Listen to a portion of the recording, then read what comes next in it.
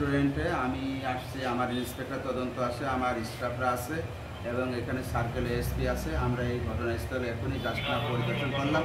আপনারা বিষয়টা দেখছেন, এখানে দুইটাই আমাদের হচ্ছে দেখছি যে বিএনপি যে বিসমিল্লাহ যে রেস্টুরেন্ট, তিনিও একজন বিএনপির লোক এবং যে যার ছেলের সাথে যে বিরোধ হয়েছে সেটাও হচ্ছে তার বাবা হচ্ছে বিএনপির সেক্রেটারি।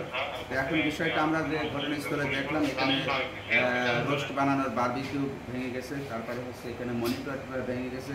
কয়েকটা বিষয় আমরা আপাতত তাৎক্ষণিকভাবে যেটা দেখছি, হোটেলে কিছু ক্ষতিগ্রস্ত হয়েছে।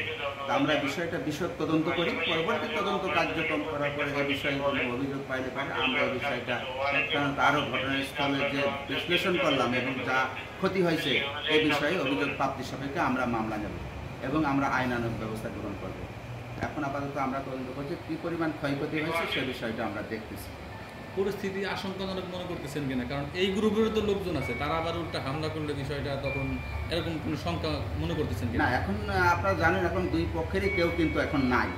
আমরা বিষয়টি আমি আগে বলছি যে একই দলের ভিতরে এবং এই বিষয়টা আমরা যেহেতু আমরা আসছি এখন প্রাথমিক তদন্তে যে ক্ষতিগ্রস্ত হয়েছে সেই বিষয়টা নিয়ে আমরা পরবর্তীতে এই বিষয়ে যদি দুই পক্ষের কার কতটুকু ক্ষতিগ্রস্ত হয়েছে অভিযোগ প্রাপ্তি সাপেক্ষে আমরা পরবর্তীতে পদক্ষেপ নেব।